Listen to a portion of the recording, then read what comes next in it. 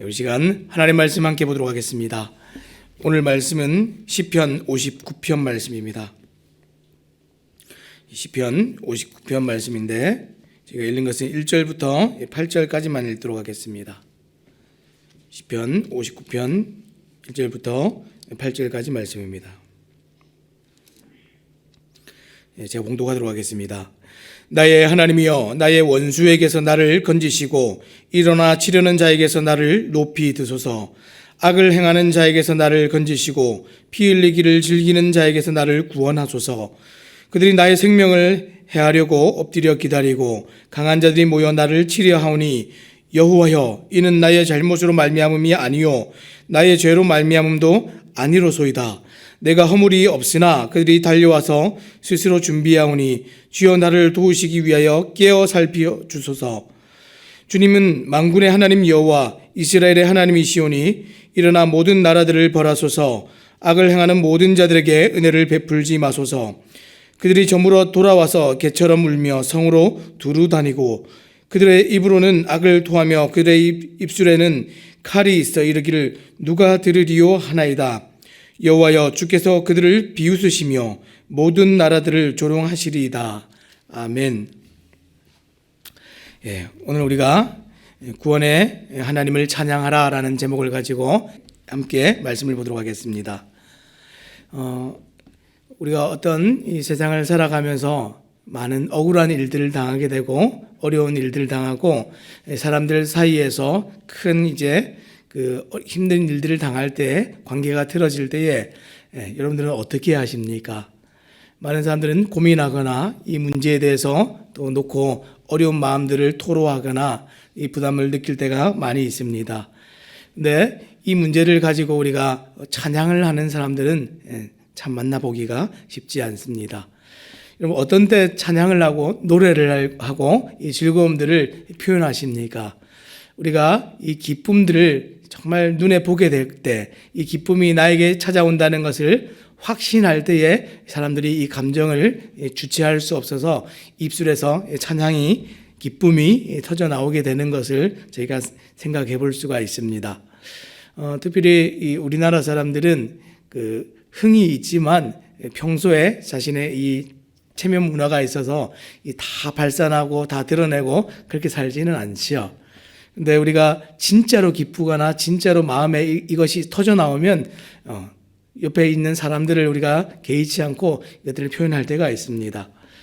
여러분들 혹시 월드컵 축구 경기 같은 거 보시면 모여서 볼 때 딱 지켜보다가 골 하나 딱 들어가면 어떻게 하십니까? 2002년 월드컵 때 보니까 사람들이 모여가지고 축구 경기를 보는데 골이 딱 들어가니까 앉은 자리에서 한 1m는 뛰는 것 같아요. 와 하면서 뛰죠. 그 승리를 확신하기 때문에, 기쁨이 몰려오기 때문에 주체할 수가 없는 것이죠. 오늘 우리가 이 찬양에 대해서 하나님께서 일하시는 일에 대한 그 확신과 선명하게 보는 것들에 대해서 우리가 함께 좀 나눠보기를 원합니다. 우리가 보통은 어떤 억울한 일을 당할 때 똑같이 되돌려주고 싶은 마음이 생기는 것이 일반적인 사람들의 마음입니다. 그래서 많은 사람들이 자기가 당한 것 그 이상으로 갚아주기 위해서 어떻게 합니까? 지나치게 과도하게 사람들에게 반응할 때가 있습니다. 우리가 얼마나 악한지 그 악한 본성을 볼 수가 있겠죠. 얼마 전에 어떤 뉴스를 보니까 어떤 사람이 차를 몰고 가고 있는데 오토바이가 갑자기 이렇게 끼어들었어요. 너무 놀라니까 이제 갑자기 조심하라고 클락션을 빵 하고 이제 한번 울렸습니다. 그랬더니 어떤 일이 벌어졌냐면 이 오토바이를 운전하던 이 운전수가 어디서 벽돌을 하나 가지고 와가지고 이 차에다가 집어던져서 뒷차에 구멍이 났어요. 그리고 도망을 갔습니다. 그 차에는 당시에 뒷줄에 뒷좌석에 아이들이 앉아서 이렇게 김밥을 먹고 있었어요. 그래서 유리가 깨지고 이제 끝나서 이제 다행이었지만 큰 사고로 이어질 뻔한 그런 일들도 우리가 보게 됩니다. 너무나 악한 일이죠. 과도한 반응입니다. 이런 모습이 우리에게도 있지 않습니까? 우리가 실행에 옮겨서 이 정도로까지 하지는 않지만 말이나 태도나 행동이나 어떤 모습들이 이렇게 악하게 반응하고 있지는 않습니까? 분을 이기지 못해서 나의 정당성을, 나는 아무 잘못이 없는데 하는 것들을 그러한 방식으로 우리가 증명하려고 하고 있지는 않습니까? 하지만 기억할 것은 그 순간 우리도 똑같이 악한 사람이라는 것이 증명된다는 것을 기억하시기 바랍니다. 똑같이 갚아주면요, 똑같이 악을 행하는 사람이 되는 것입니다. 하나님께서 우리에게 이 악한 일들을 당하고 어려운 일들을 당할 때에 우리가 그렇게 반응하기를 하나님께서 원하지 않으십니다. 근데 오늘 다윗은 처음부터 하나님을 향한 지금 어떻게 하고 있습니까? 탄원을 하고 기도를 하고 있습니다. 그리고 결국에는 이 탄원과 기도가 하나님 일하심에 대한 기쁨으로 찬양으로 끝나는 것이 오늘 우리가 보고 있는 시편 59편입니다. 일반적인 사람들이 당하는 이 고통 가운데 하는 반응과 너무나 다르지요. 그럴 경우 하나님과 자신과 관계에서 어떻게 합니까? 우리가 하나님께 기도하고 찬양하는 사람들은 우리의 마음만 다스리기만 하면 그 다음은 다 하나님께서 하십니다. 그래서 이 인생의 위기와 이 관계와 이 틀어짐과 이 원수됨이 나타날 때는 하나님께 우리의 눈을 드는 믿음이 정말 중요합니다. 그래서 오늘 우리가 이 시편 50편 말씀을 통해서 이 믿음을 어떻게 보여야 되는가, 이 믿음의 반응을 어떻게 해야 되는가 그것을 좀 살펴보도록 하겠습니다. 오늘 이 시편 59편의 배경이 되는 것은 사무엘상 19장 말씀인데요. 지금 사울이 악령에 사로잡혀서 괴로워할 때에 이 다윗이 들어가서 그것을 이제 가라앉혀 주려고 수금을 타게 되었습니다. 그때 이 사울이 이 시기심이 가득해서 갑자기 이것이 올라오니까 이 미운 마음이 들어서 창으로 옆에 있던 창을 들어서 다윗에게 던졌습니다. 그래서 다윗은 그 가까스로 그것을 피하고 이제 도망하게 되죠. 그리고 그날 밤에 있었던 사건입니다. 그날 밤에 이 사울 왕이 어떻게 했냐면 이 사람들을 다윗의 집으로 보내서 매복하고 있다가 날이 밝으면 다윗을 죽여라 이런 명령을 내렸습니다. 그때 사람들이 이제 찾아왔죠. 근데 다윗의 아내였던 사울의 딸 미갈이 당신이 오늘 밤 피하지 않으면 내일 아침에 반드시 죽게 될 겁니다. 이렇게 얘기하면서 창문으로 다윗이 피하도록 도와주고 침상에 이제 우상의 형상을 눕히고 염소털로 이제 머리털을 만들고 이렇게 해서 사울의 군사들과 또 사울의 눈을 속이는 그런 사건이 있었습니다. 오늘 이 시편이 그때 있었던 그날 밤에 있었던 그 위기와 그 어려움들에 대한 그 내용들입니다. 이 공고한 상황 가운데 지금 한 나라의 왕이 수배령을 내려서 자기를 죽이려 하고 지금 도망을 가고 갈 곳이 없는 이런 상황입니다. 죄도 없는데 정말 집요하게 목숨을 노리는 자들 앞에서 아마 화도 많이 났을 것 같습니다. 이 정도면 우리 같으면 어떻게 할 것 같습니까? 정말 벼르면서 기회를 보고 나도 똑같이 갚아주리라. 내가 당하고만 있으니까 이 사람이 나를 너무 우습게 보는 것 같은데 아마 이러지 않겠습니까? 그런데 오늘 성경은 이 다윗의 시편을 통해서 전혀 다른 것을 가르쳐주고 있습니다. 무엇입니까? 하나님을 보고 하나님께 맡겨드리고 하나님께서 일하실 것들을 확신하면서 찬양하는 그런 반응들입니다. 자, 오늘 말씀 함께 먼저 살펴보면 다윗은 한때 작은 소년이었죠. 목동이었기도 했지만 근데 지금 다윗은 어떻습니까? 지금 이 순간의 다윗은 아무런 힘도 없는 그런 무력한 어린 아이가 아닙니다. 여러 전쟁의 최전선에서 승리를 이끌었던 이스라엘 최고의 용사였고 장수였습니다. 뿐만 아니라 다윗은 이 사울 왕의 사위였고 누가 보아도 왕의 제일 충성스러운 지금 신복이고 그런 다윗이 사울의 칼을 대항해서 똑같이 군사를 일으키고 모아서 칼을 들고 일어난다면 어쩌면 그날 밤 다윗이 아니라 사울이 아마 위험해지거나 비참하게 죽음을 맞이해야 되는 상황이 왔을 수도 있지 않았나 생각해 봅니다. 그런데 어찌된 영문인지 다윗은 하나님께만 자신을 구해달라고 기도하고 부탁하고 있습니다. 자, 1절 말씀에 보니까 지금 나의 하나님이여 나의 원수에게서 나를 건지시고 일어나 치려는 자에게서 나를 높이 드소서 이렇게 얘기했습니다. 지금 나를 건지시고 나를 높이 드소서 이렇게 얘기를 했습니다. 건지시고는 우리가 구원해달라는 말로 이해가 되는데 높이 드소서 이게 무슨 말일까요? 이 높이 드소서라는 말을 킹 제임스 성경에 보니까 defend me 이렇게 되어 있습니다. 나를 옹호하소서, 보호하소서, 지키소서 이런 말입니다. 우리말 성경에도 나를 보호하소서 이렇게 되어 있고요. 이게 그 번역을 하면 어떤 뜻이냐면 나를 가까이 하기 어렵게 만들어 주세요, 이런 뜻입니다. 그래서 지금 하나님께서 나를 지켜서 보호하는데 마치 높은 망대 위에 나를 숨겨두셔서 사람들이 나에게 가까이 접근하지 못하도록 그렇게 완전하게 안전하게 하나님 지켜주세요 하는 그런 기도입니다. 지금 악을 행하는 자에게서 나를 건지시고 피 흘리기를 즐기는 자에게서 나를 구원하소서. 2절 말씀에는 또 그렇게 되어 있습니다. 또 뭐라고 했죠? 나를 건지시고 나를 구원하소서. 1절부터 2절에 오면서 하나님 나를 구원해 주소서 이런 표현을 쓰는데 계속해서 반복돼서 나오는 표현이 어떤 것입니까? 나를 이런 표현이 계속 나오고 있죠. 지금 나를 강조하는 이유가 무엇이냐면 지금 하나님과 이 다윗이 얼마나 친밀한 관계에 있는지 그것을 떠올리도록 만들어주고 있습니다. 그 개인적인 관계에서 하나님과 친밀함을 가지고 있었던 다윗이 지금 자신의 이 구원을 어디에 근거하고 있습니까? 하나님이 나를 아시고 정말 하나님 앞에서 이 관계를 기억하셔서 나를 구원해 주세요 하는 그 기도를 하고 있습니다. 그런데 다윗은 왜 이렇게 절박한 기도를 드리고 있습니까?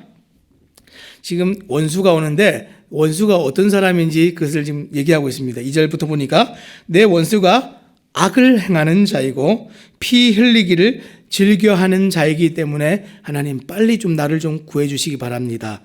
내 원수가 와서 정말 나에게 이 나쁜 일을 하는데 그저 적당하게 하는 것이 아니라 피 흘리기까지 해야 직성이 풀리는 그런 원수입니다. 어떠한 자비도 없이 냉혹하고 잔인하기 때문에 이런 절박한 기도를 드리고 있습니다. 자, 지금 원수들이 그에게 무슨 짓을 했기에 이토록 절박한 기도를 하고 있습니까? 3절에 보니까 나의 생명을 해하려고 엎드려 기다리고 있습니다. 나를 치려고 오고 있습니다. 이렇게 얘기했습니다.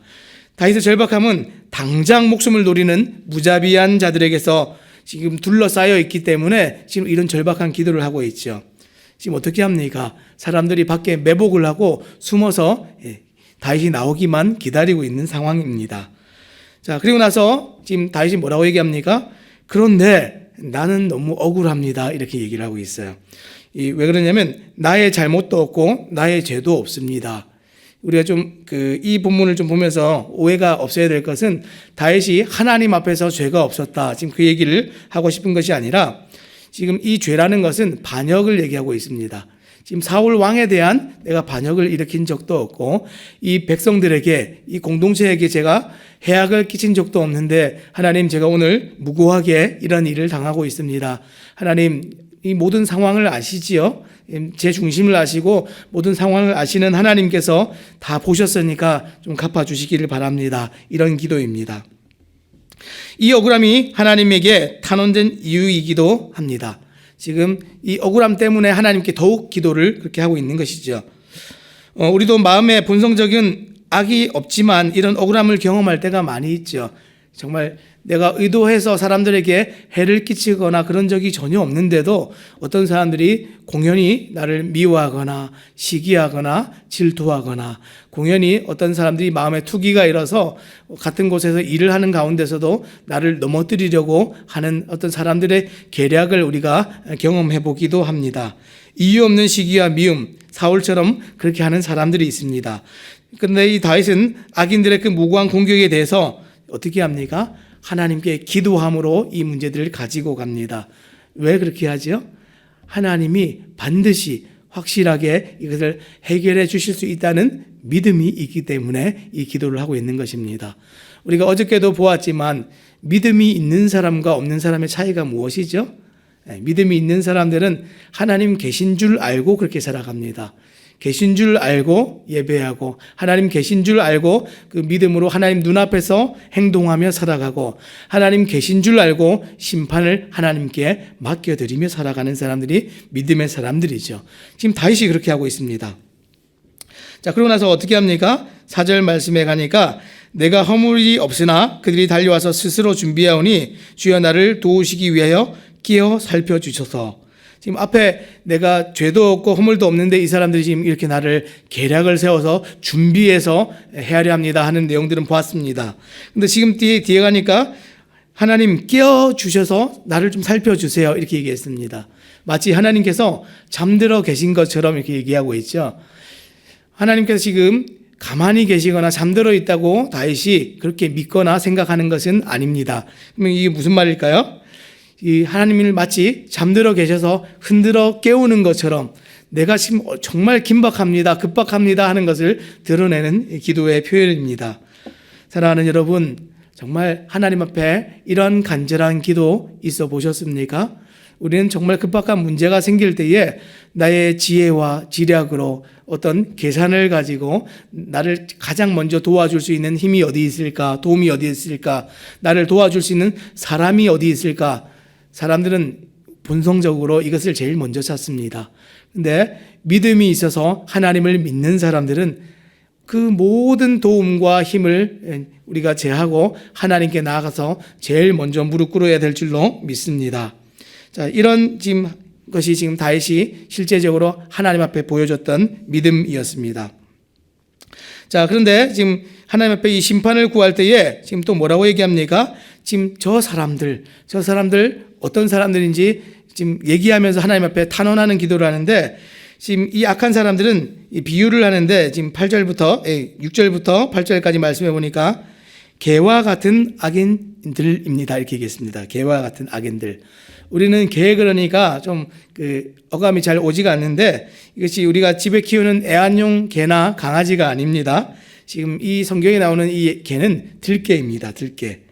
이 들개들은 밤이 되면 마을에 내려와서 온갖 쓰레기를 뒤지면서 먹을 것을 찾아다니죠. 마치 그 먹을 것을 찾아다니는 들개처럼 정말 이 악인들이 나에게 와서 나를 정말 집어삼키기 위해서 그렇게 막 숨어 있고 막 뒤지고 헤맨다 하는 표현을 이렇게 표현을 하고 있습니다. 지금 자객들이 다윗의 집을 저녁에 잠복하고 지금 기회를 보고 있는 것이죠. 이 개들을 표현할 때 우리가 좀 더 이제 생각해 볼 것은, 이 이스라엘에서 개는 제의적으로도 부정했지만 또 썩은 고기를, 또 심지어는 이 사람의 죽은 시체도 먹었기 때문에 이 개를 키우지를 않았습니다. 이스라엘 사람들은 개를 애완용으로 키우거나 그러지 않아서 다 방치하고 내버려뒀기 때문에 대부분이 다 들개들입니다. 또 전염병도 옮기고 굉장히 좋지 않은 일들을 했기 때문에 개를 굉장히 안 좋게 보았습니다. 그래서 이스라엘 사람들은 개를 집에서 키우지 않았고, 개는 먹을 것을 찾아 돌아다니는 반야수같이 살았던 것이 개입니다. 그래서 이방인들이나 정말 이 미움의 원수가 되는 사람들을 표현할 때 항상 개라고 이렇게 표현을 하고 있는 것이죠. 자, 그래서 이 7절에 개의 모습으로 형상화된 이 악한 자들의 모습 어떻습니까? 지금 악을 토하고 입술에 칼이 있다 이렇게 얘기를 했습니다. 지금 악을 토한다라는 표현은 이 말에 대한 표현이죠. 말은 입에서 침을 질질 흘리거나 거품을 토해내는 모습으로 비방과 저주, 좋지 않은 것들, 악하고 더러운 것들이 입에서 나오는데 그것을 이렇게 표현하고 있습니다. 악을 토하고. 그리고 뭐라고 했습니까? 입에서 칼이 있어서 이 말이 나오는데 그 언어가 칼처럼 날카로워서 사람을 해치거나 공격거리를 찾는 이 포식자의 모습입니다. 개들이 지금 내려와서 이 먹을 것을 찾는데 무자비하게 모든 것을 다 물어뜯는 그런 모습으로 나오고 있죠. 근데 이 개들이 뭐라고 합니까? 누가 들으리요. 이 자객들이 숨어가지고 이 다윗을 비방하고 욕하고 정말 이 악한 것들을 가지고 이제 해하려고 하는데 이렇게 얘기했습니다. 누가 들으리요. 자기들의 잠복한 사실들을, 악한 일을 하려고 하는 이 모습들을 아무도 못 보고 아무도 못 듣는다라고 여기고 그렇게 얘기를 한다는 겁니다. 사랑하는 여러분, 악한 사람들은, 믿음이 없고 하나님을 알지 못하는 사람들은 이렇게 살아갑니다. 자기들이 하는 일이 뭔지도 알지 못하지만, 이것이 악인지도 알지 못하지만 또 뭐라고 합니까? 아무도 모른다. 하나님 그런 거 없다. 하나님이 나를 볼 수 없다. 이렇게 여기고 담대하게 악을 행하는 사람들입니다. 하지만 오늘 우리가 좀 기억할 것은 무엇입니까? 하나님은 살아계시고 정말 그런 사람들을 반드시 기억하시고 보고 계시고 반드시 공의로 심판하시는 하나님이라는 사실입니다. 그래서 오늘 우리가 뒤에 있는 내용들을 8절 말씀에 좀 압축해서 좀 보도록 하겠습니다.